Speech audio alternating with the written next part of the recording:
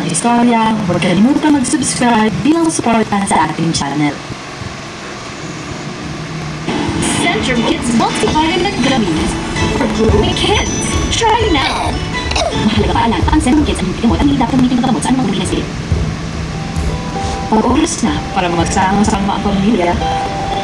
Ang Everlane Super Happy Duty ay may trust and quality sa tasyong awit kaya. Kaya like, Yours ka!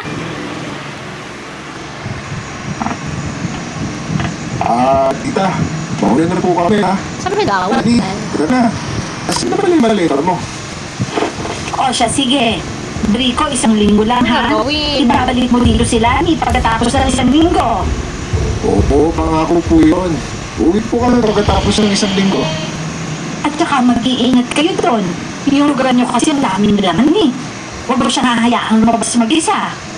Si mama naman para naman akong bata kung ituring nyo. Alam ko na po yun. Ay ako, ngayon ka palang pupunta doon.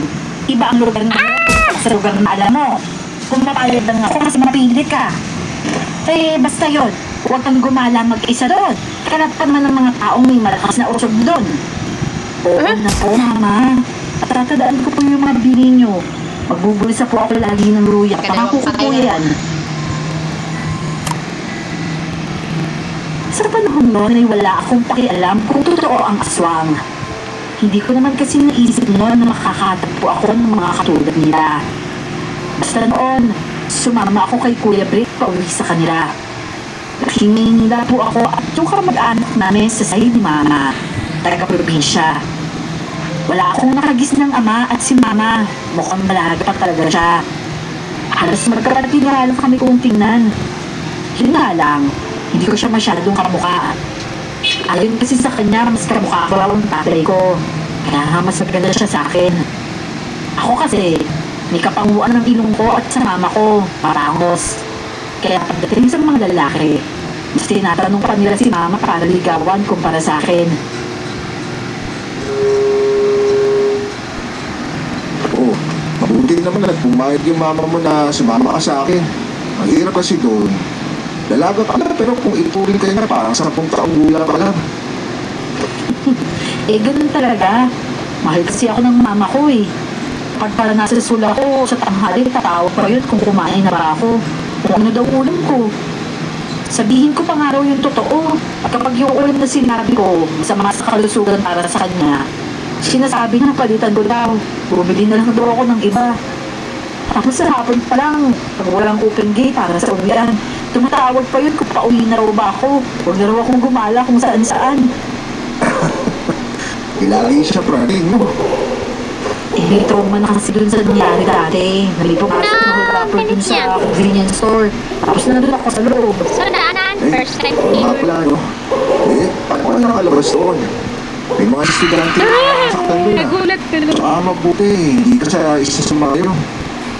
Siyempre, nagtago ako. Grabe kaya ang takot ko nun. Eh, pero hindi naman na naulit.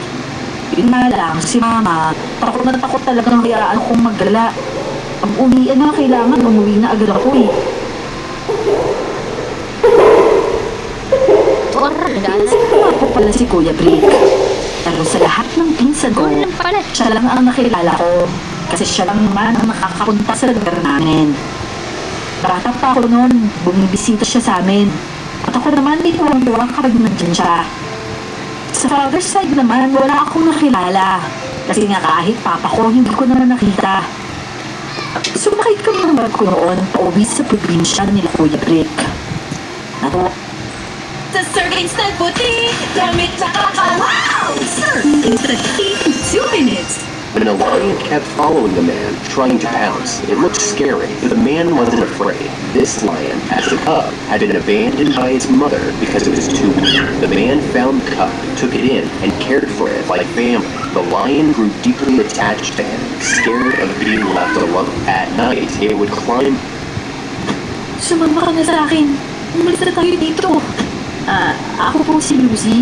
Pamamasukan po ako di nakasantahay. Ginagawa mo bang ritual? Hindi mangyayari ang harap mo kahit kailan. Laban!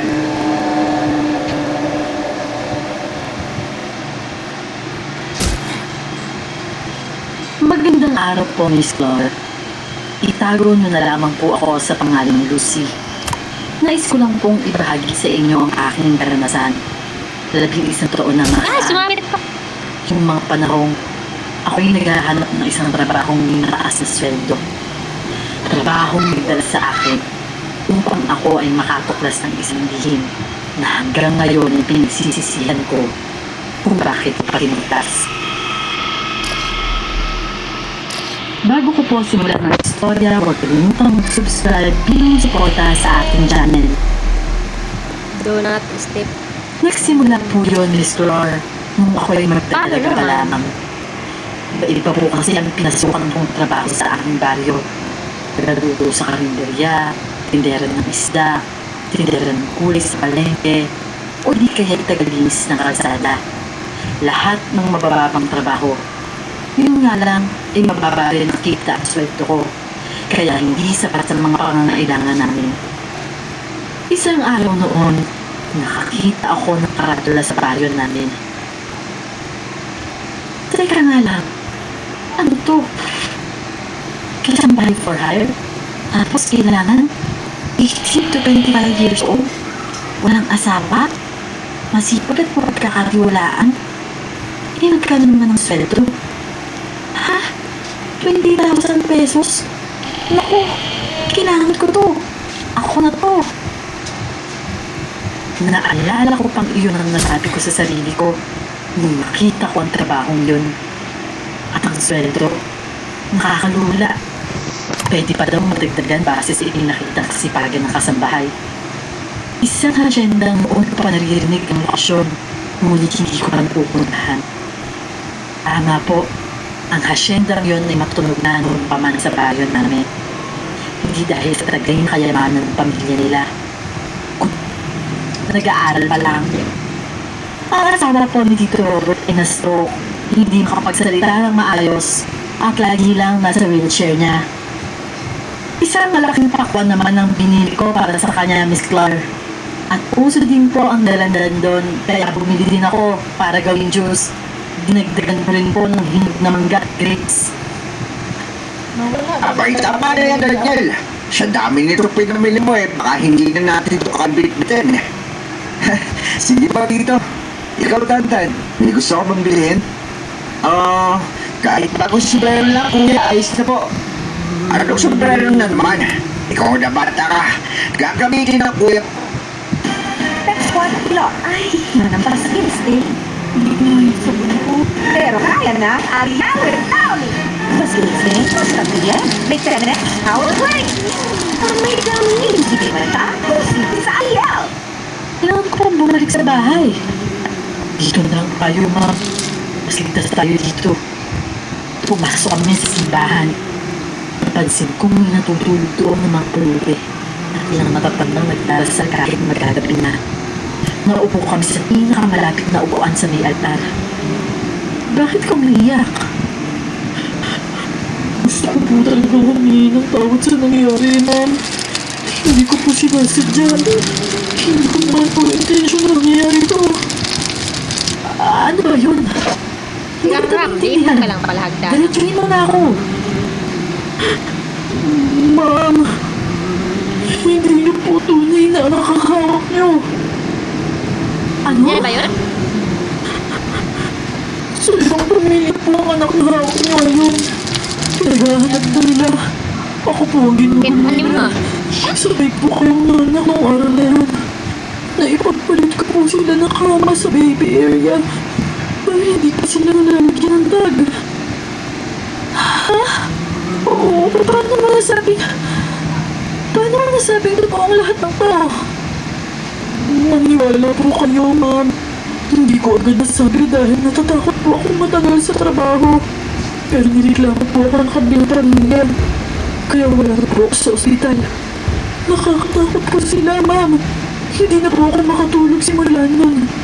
Hindi ko pa nakikita ang pamilya ko dahil sa takot. Dahil ayoko madami sila sa nangyari pagkakamali ko. Ano bang pinagsabi sa mo? Ano ko si Jenny? Hindi na po siya talaga anak, ma'am. Maniwala po kayo sa akin. Kung gano'n, kaya Kaya mo ba akong dalhin sa sinasabi mong tunay na pamilya ng anak ko? Ito po ang address ng bahay nila. Hindi ko na kayo masasamahan sa kanila, ma'am. Ito na lang po ang magagawa ko para maibalik ang mga anak nyo sa kanya-kanya nilang pamilya. Basta, huwag hinihit po kayo kung sakaling makaharap nyo sila. Hindi po sila basta-basta. Nung tignan ko ang basahin ng nakasulat sa pirasong papel, malapit lang din ang lugar ng address. Kate? Sino punta yun? Pagtingala ko, parang tignan ko ulit siya. Wala na siya sa harapan ko. Ako na lamang mag-isa sa upuan. Hinanap ko siya, ngunit wala siya kahit saan. Bigla na lang akong nakaramdam ng kaba at pagbilong ng balahibo ko sa bato. Para bang may nakamasin sa akin. Palabas ako ng simbahan, makatanggap ako ng tawag mula kay Hector. Hello, Hector? Nasaan ka ba? Bakit wala ka sa bahay niyo? Umuwi ka na. May problema tayo. Ha? Problema? Ano yun? Yung baby natin, nawawala. Ano? Nawawala! Uwi na ako! Nabingi ako sa bilis ng tibok ng puso ko. Halos parang hindi ako makahinga sa kinatatayuan ko. Napahawak ako sa pinto ng simbahan para alalayan ang sarili ko dahil sa nanghihina akong tuhod hanggang sa dahan-dahan akong napasalampak.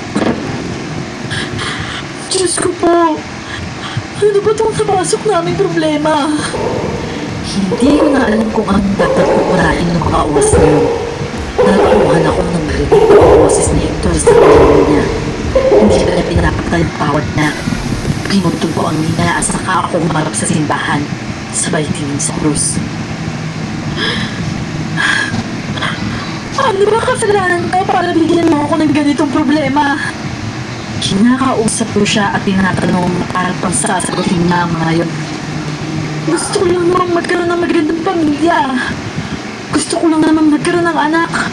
Bakit hindi mo na lang ibigay sa akin?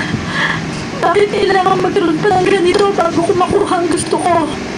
Hindi ko alam kung ilang oras pa akong nagtagal doon hanggang sa maisip kong umalis na. Imbis na umuwi ay dumiretso ako sa address na binigay sa akin, Kate, para malaman po ang lahat kung totoo ba talagang hindi ko anak si Jenny. Nakarating ako sa isang sementeryo. Hindi naman ako nagkakamali ng address. Pero kung dito sila makikita, hindi na ako uuhon pa para masagot na ang mga katanungan ko. Naglalakad ako papasok sa loob. Bahagi ng mabutik. Kaya lumulubog ang rubber shoes ko sa bawat tapak ko sa putikan. Narinig ko ang kalos ko sa likod ko. May tao ba dyan? Ngunit wala namang sumasagot. Hanggang sa makalimutan ko ng